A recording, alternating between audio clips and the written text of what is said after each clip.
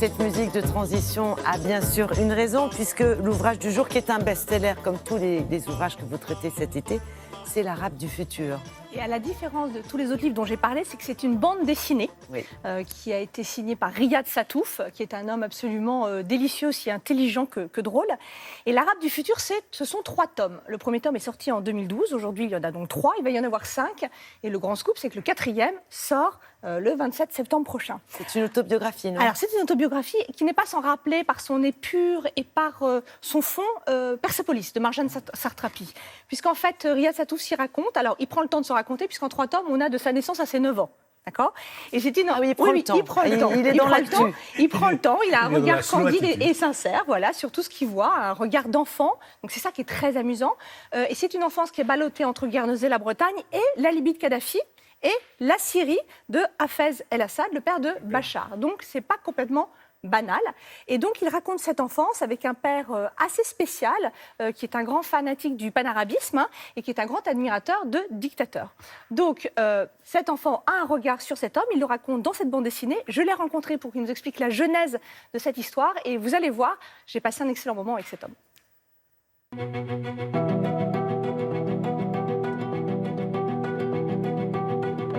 Je m'appelle Riyad. En 1980, j'avais 2 ans et j'étais un homme parfait.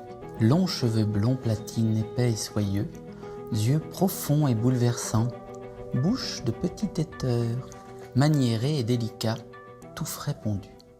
Riyad, qu'est-ce qui vous a poussé à raconter votre vie en bande dessinée? En plus de mon activité d'auteur de bande dessinée, j'ai fait des films.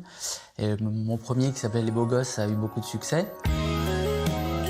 Et le deuxième, qui s'appelait Jackie au royaume des filles, a été un échec terrible. Mon téléphone ne sonnait plus du tout. Et donc en fait, après ce film, j'ai eu beaucoup de temps pour moi. Et c'est à ce moment-là que je me suis dit que j'allais me lancer dans l'Arabe du futur. Comment dessine-t-on sa famille? Avec prudence? Je trouve souvent que les auteurs sont trop gentils avec les membres de leur famille. C'est-à-dire souvent, ils admirent trop leurs parents, ils les voient pas toujours comme des vrais êtres humains. Donc la première chose que je m'étais imposée, c'est que je serais sans pitié. Et donc pour être le plus efficace possible, en fait, je leur ai changé un peu la tête et je leur ai donné d'autres noms. Et je mets un soin particulier à essayer toujours de raconter des histoires, même quand elles sont tristes, de les tourner d'un point de vue drôle. Est-ce que c'était important pour vous de vous mettre à hauteur d'enfant?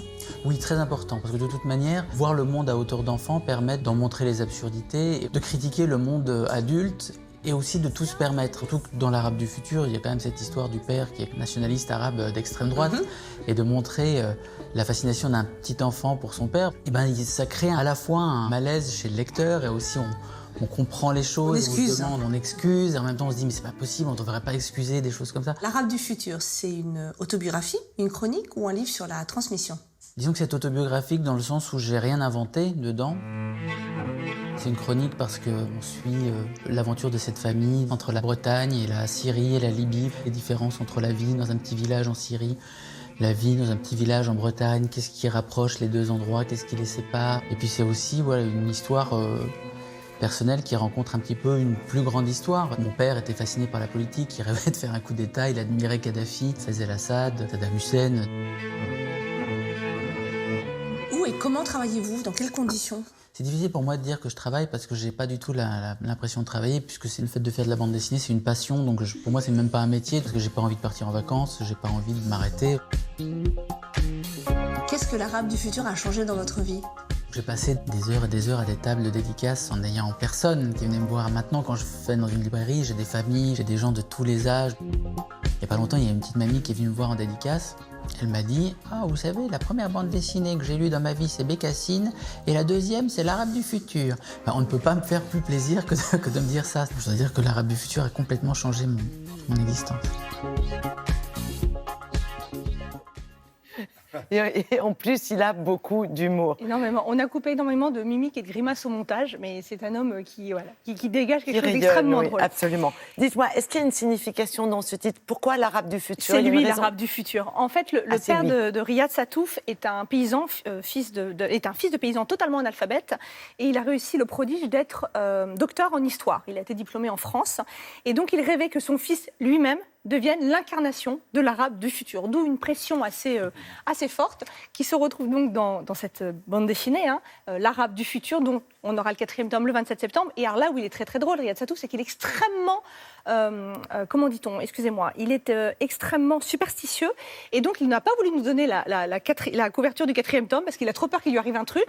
Et pendant toute l'interview, j'essayais de temps en temps de lui demander, et dans le 4e tome, vous racontez ça, vous racontez ci. Il ne veut rien dire.